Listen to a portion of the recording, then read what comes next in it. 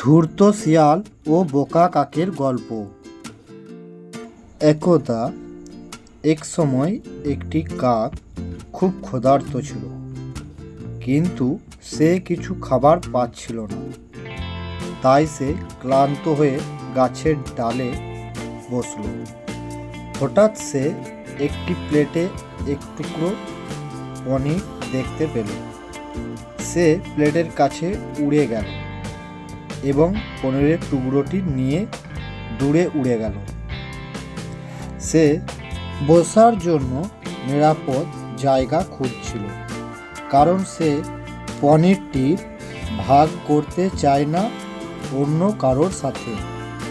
সে পথে আরও কাক দেখতে পেল, যারা ভাগ করতে চেয়েছিল, কিন্তু চতুরভাবে তাদের এড়িয়ে একটি শান্ত জায়গায় গিয়ে বসল, একটি গাছের ডালে। একটি দ্রুত শেয়াল দেখছিল কাকটির পনিরটিকে। তার মুখ দিয়ে জল ঝরতে লাগলো। সে তাড়াতাড়ি একটি পরিকল্পনা করে ফেলল পনিরটিকে কাকের কাছ থেকে পাওয়ার জন্য। সে মিষ্টি স্বরে বলল, হ্যালো সুদর্শন কাক, আমি শিয়াল এলি এবং আমি এখানে কাছাকাছি থাকি। আমার বন্ধুরা আমাকে বলেছিল যে কাকের গলা খুব মিষ্টি। এটা কি সত্য? আমি গান গেয়ে কাককে কখনো কষ্ট দিইনি। আপনি কি আমার জন্য গাইবেন? কাকটি অবাক হয়ে গেল, কারণ এর আগে কেউ তার কণ্ঠের প্রশংসা করেনি।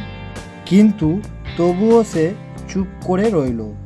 কিন্তু শিয়ালটি বলতে লাগলো, প্রিয় কাক, তোমাকে খুব সুন্দর দেখাচ্ছে তোমার চকচকে পালকের জন্য। আমি আশা করি আপনি আমার জন্য একটি গান গাইবেন। দয়া করে শিয়ালের কথায় কাকের কিছুটা ভাব বেড়ে গেল। সে তার ঠোঁট খুলল এবং গান গাইতে শুরু করল। সঙ্গে সঙ্গে পনিরটি নিচে পড়ে গেল। শিয়াল সেটি তুলে নিয়ে পুরোটাই খেয়ে নিল এবং দৌড়ে পালিয়ে গেল। তখন কাক বুঝতে পারল শিয়াল যা করেছে তা খুবই খারাপ। শিয়ালকে তার মোটেও বিশ্বাস করা উচিত ছিল না।